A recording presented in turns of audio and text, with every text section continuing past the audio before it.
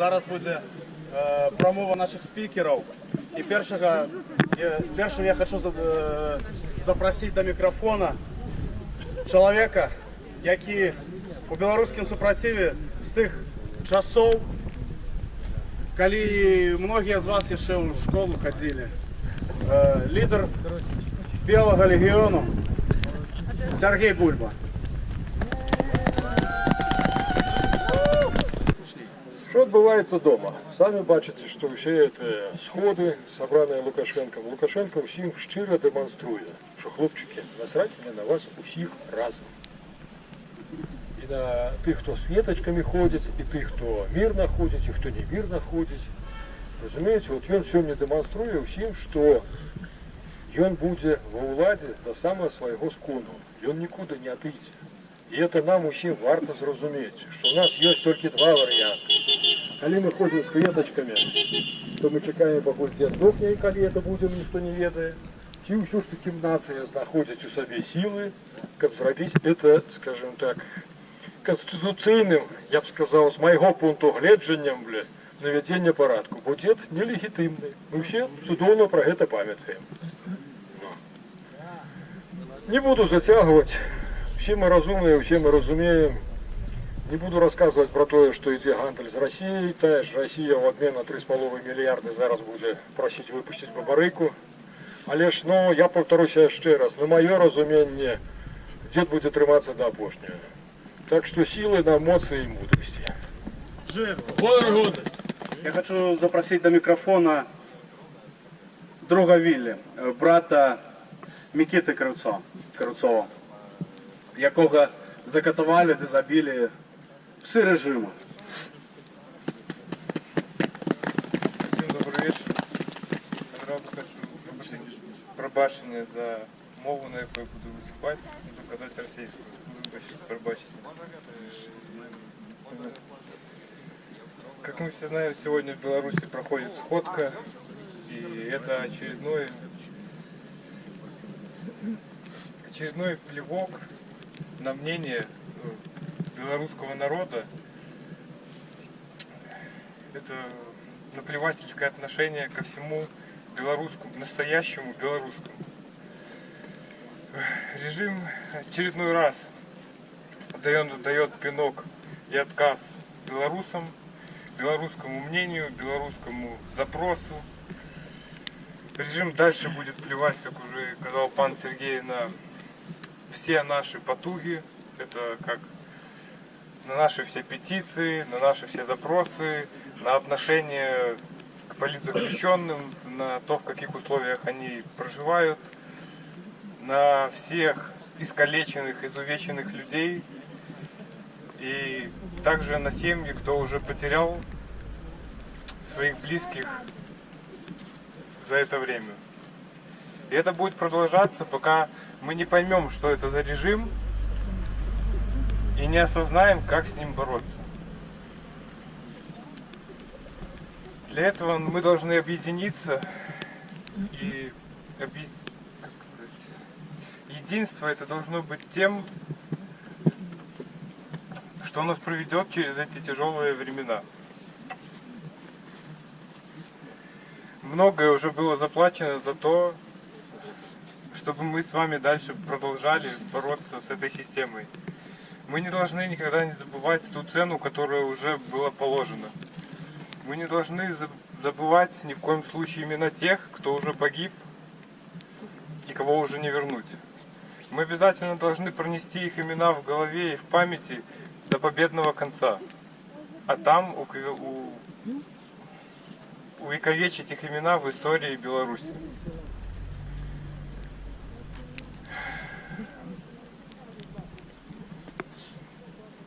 Дальше нас ждет еще много сложных вопросов, которые будут ждать таких же тяжелых решений. И мне очень бы хотелось, чтобы у каждого из нас перед ответом на этот важный вопрос сначала в голове было такое предложение. Беларусь передусім. Беларусь! Передусім! Беларусь! Передусім! Беларусь! Передусім! Я думаю, если каждый искренне будет так думать, то мы построим с вами великую страну и великое государство. Всем дякую. Дякую. Рядом со мной находится девушка, которая, в принципе, для многих уже известна и не нуждается в представлениях. Инна Зайцева, более известная как БЧБ невеста. Прошу. Всем привет, друзья! Я сегодня без платья, вы меня простите, не могу такую пургу. Мне часто задают вопрос, жалеете ли вы о том, что вы ввязались в протесты, вам вот пришлось уехать, вся ваша жизнь перевернулась с ног на голову, наверняка каждый из вас тоже задумывался над этим. И я когда-то нашла этот ответ, поделюсь с вами. Я отвечаю, а я просто не смогла бы не делать того, что я делаю. Я не смогла бы промолчать, или проходить мимо, или остаться в воскресенье дома, или не приехать на Пушкинскую 10 августа. Я не смогла бы тогда жить в ладу. Мне было бы еще хуже в контексте дискомфорта, да? Потому что быть не в ладу с собственной совестью – это самые болезненные переживания, которые могут посетить человека. Ну, я имею в виду, конечно, того, у кого есть эта самая совесть. Поэтому и сейчас мы здесь становимся очень часто в растерянности. Мы приехали в Киев, да, вы уже в безопасности. И ожидание, когда едешь и кажется на землю обетованную свободой, кажется, я сейчас приеду, и я как выдохну, но зачастую оказывается наоборот. Мы приезжаем сюда, и от этого ощущения безопасности расслабляемся, выходим из напряжения, в котором мы были несколько месяцев, и нас накрывает волной депрессии. Плохо. Все знают, возможно, сталкивались с посттравматическим расстройством, когда вас преодолевает бессонница, хочется выпить регулярно. Знаю, многие страдают здесь. Это происходит, это нормальная реакция на стресс. Вы пребывали долгое время в стрессе. Я всем рекомендую не думать, что оно может пройти само, чтобы не привело к худшим последствиям. Обращайтесь. Волонтеры оказывают бесплатную психологическую помощь и здесь, в Киеве. А также на ответ, можем ли мы не делать, я и сейчас отвечаю нет, не можем не делать. Должны говорить, должны снова звучать. То, что мы на территории другой страны, не лишает наше гражданства и права голоса. Мы против, и давайте и дальше вместе заявлять об этом так громко, как только сможем. Живе Беларусь! Живе! Живе Беларусь! Живе! Живе Беларусь! Живе!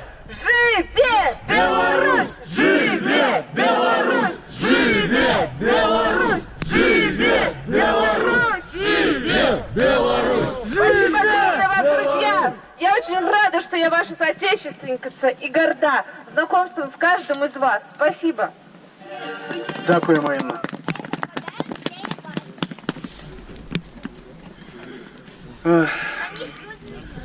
Сегодня у нашего узурпатора праздник. Для нас, естественно, вроде бы как бы праздничного ничего нет в этом дне. Но среди нас есть человек, который своими действиями, поступками не раз доказывал то, что сопротивление не бесполезно. И сегодня у него день рождения. Это Олег Овчинников. Я прошу его взять слово и сказать нам всем.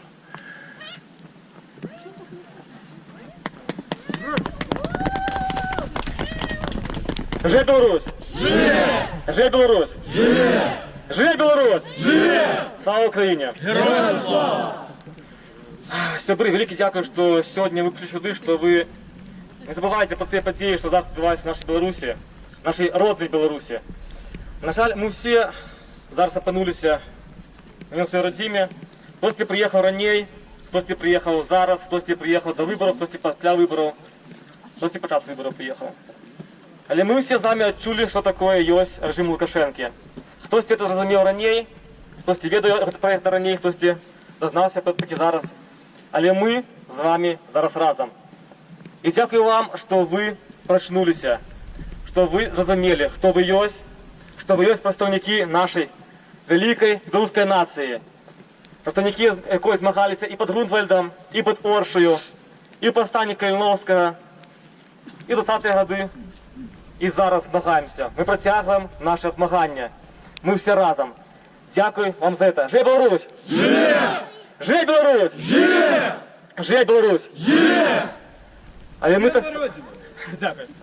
Але ми так само з вами повинні розуміти, що з приходом Лукашенки нічого не закінчується. З приходом Лукашенки боротьба за Білорусь тільки починається. Бо, як ми з вами розуміємо, Путін і Росія нас з вами просто так не відпустять. Ми це добре бачимо на прикладі України. І ми повинні бути готові до тих подій, які будуть потім відбуватися у нашій Білорусі. І ми повинні всі разом, як ми зараз тут з вами, як ми разом були з вами в Білорусі, стати на оборону нашої батьківщини від нових ворогів і від нових агресорів. Агресора, який підтримує, який питає грошима, який захищає на політичній арені Лукашенко. І ми добре віримо з вами до нашого ворога. Це путінський режим, який зараз планує в Росії. Але ми з вами вже перемогли. Ви особисто перемогли, тому що ви вийшли на вулицю, ви сказали своє слово. І ви вийшли на вулицю по своїй символіці, нашій національній, нашій правдій символікою. Не той анучий, яка хистається зараз на амбасаді Білорусі, а нашою правдою, яка колись знову буде там, яка колись знову буде на кожному будинку наших городів. І під якою ми знову будемо з вами дати присягу на вірність Білорусі. Живе Білорусь! Живе! Живе Білорусь! Живе! Живе Білорусь! Живе! А зараз давайте шануємо пам'ять тих, хто загинув за нашу з вами Білорусь.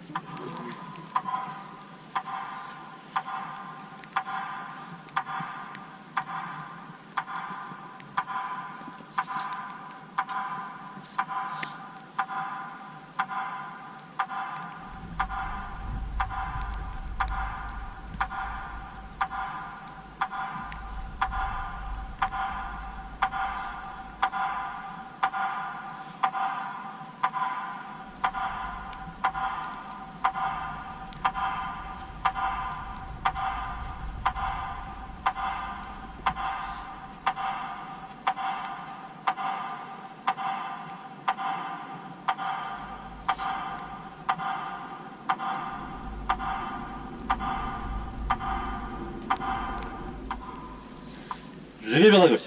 Живе! Сябри, я розумію, що ми всі змагаємося, наша нація змагається. Це тяжко, так. Але давайте і надалі змагатися. Давайте разом з вами робимо усе, щоб наша нація, щоб наша країна була справжньою, незалежною країною. Один за всех! И все за одного! Один за всех! И все за одного! Один за всех! И все за одного! Один за всех! И все за одного! Я ще раз велике дякую вам усім і давайте і надалі бути разом, як би тяжко нам з вами не було, як би тяжко не було тим, хто зараз залишився в Білорусі. Бо тим, хто зараз в Білорусі, значно тяжче, ніж нам зараз тут. Ми з вами зараз у безпеці. А ті наші родичі, наші родні, хто залишився там в Білорусі і протягують змагання, їм зараз значно тяжче. Тому давайте змагатися разом і давайте підтримуємо тих завсюди, хто змагається в Білорусі. Живе Білорусь! Живе! Живе Білорусь! Живе! Живе Білорусь! Живе! І колись ми з вами знову вернемося в нашу родну країну і зробимо її по-справедному, нашою національною і по-справедному незалежною. Живе Білорусь! Живе! Дякую, друг Олег. З днем народження ще раз. Да, Украина предоставила нам всем шанс вернуть себе Беларусь, перенять тот опыт, тяжелый опыт, через который прошла уже Украина,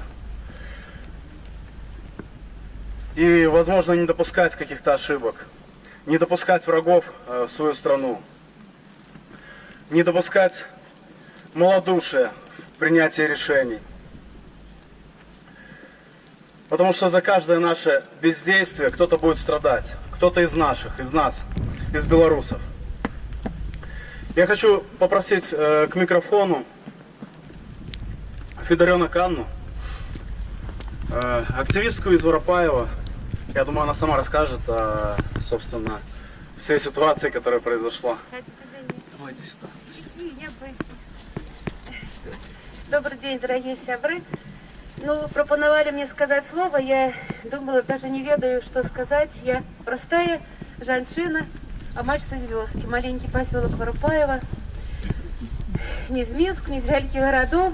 Я зато и хочу сказать, что регионы тоже не молчали, регионы и не молчать, регионы воюют. У моей сябры с Поставского района 3 уголовники сюда приехали, утекали от уголовной справы. В нашем районе 6 уголовных справ заведено на жихару, ну вот самые уголовные уголовники. Первый раз сутыкнулась я с нашими карателями, у меня у Саша маленькая, еще внуки большие, старейшие. Саша 9 годов, дочушка, еще внучка еще 11 годов дома засталась, внук 8 годов. И в общем, мая месяца, 9 мая, заважьте эту дату, я с этими ребятами малыми ховала еще в бане от наших карательных органов, от нашего Поставского РУВД. Еще Володя Мозгон Цыганович ролик снимал «Обыкновенный фашизм». Як Лукашенко был на параде со своим сыном, бо я со своими детьми и внуками ховала еще в бане. 8-9 мая просто за посты у телеграм-канале за призыв до антипараду. Бо это было початок самый. А после там уже и суды, 10 августа сутки, потому что мы были наблюдателями, мы еще надеялись, что мы сможем повлиять на выборы, на честные. Стояли как собаки под участками.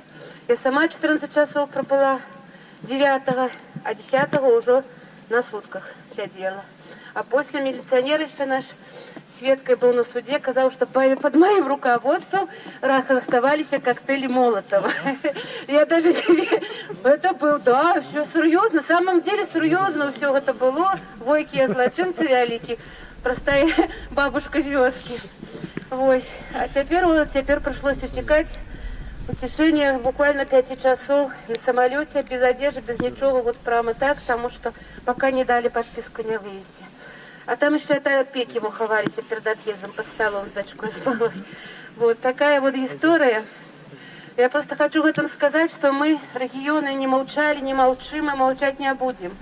И мои увёсты в этой у нашей маленькой вёске, мои сябры, знакомые, родня, все супроть этого диктатора.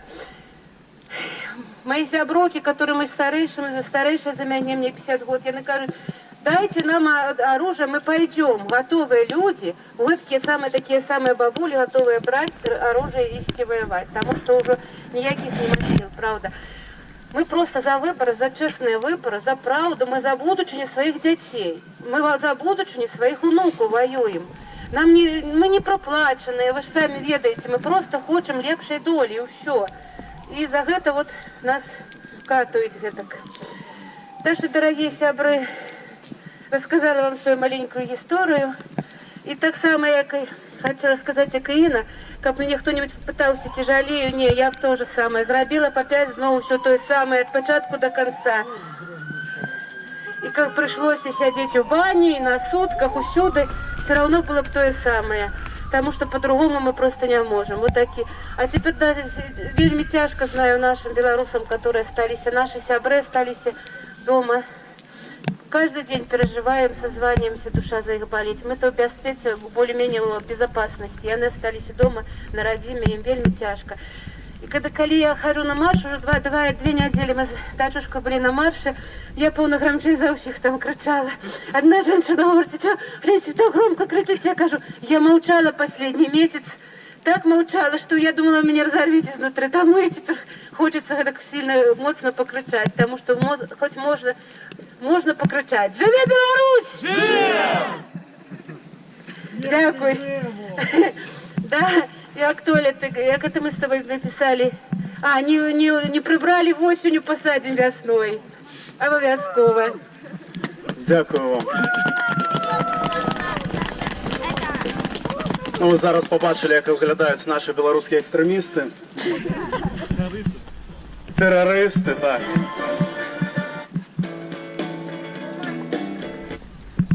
Але ж смех смехом, конечно, но вы видите, да, что пропаганда работает, и многие думают, что села, маленькие местечки, что они не участвуют, что они не в курсе. Анна еще не рассказала по поводу того, как она во время предвыборных на выборах, на участке, да, Победил наш участок. Участок победил с каким процентом? Я хочу рассказать про выборы. Пробачьте, забыла. Я была на участке у нас в нашем Воропаево. И так получилось, что я подманула женщину, которая была у комиссии от провластной влады. Попросила я пенсионерку, как она, сошла под конец дня. Я там плакалась, рассказывала все ей. И она меня не послухала, и 5:30 я на участку пошла. Я за ейное место заняла, как независимым наблюдателем, 5-м человеком, и сказала, что меня не только уперт ногами оттуда, потому что я имею право.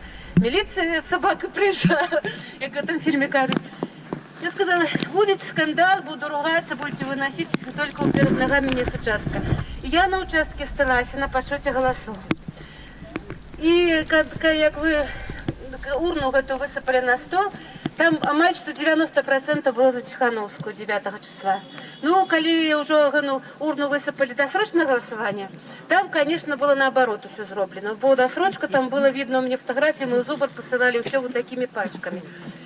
И все равно разницу 70 голосов у Воропаева победила Тихановская. Так что живе Беларусь, хоть маленькая, но была победа у нас в Воропаеве. А лишь 10-го зато и пропляли коктейли Молотова и посадили у турму. Ще раз дякуємо.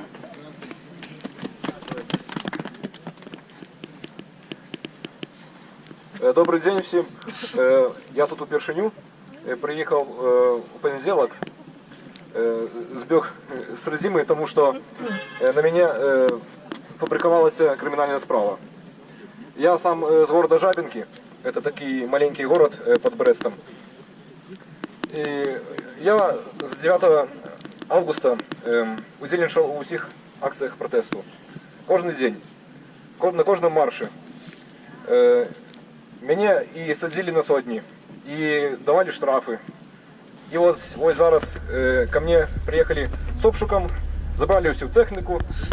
Я взял билет на самолет и прилетел в Киев шукать допомоги. Ось. Хотел бы передать привет своему родному городу Жабинки. Привет от Киева. Живе Беларусь! Живе! Слава Україні! Героям слава! Дякую. Я хочу подякувати усіх, хто прийшов сьогодні. Не глядячи на надвор'я, на ті проблеми, з якими ви зіштовхнулися, коли переїхали в Україну.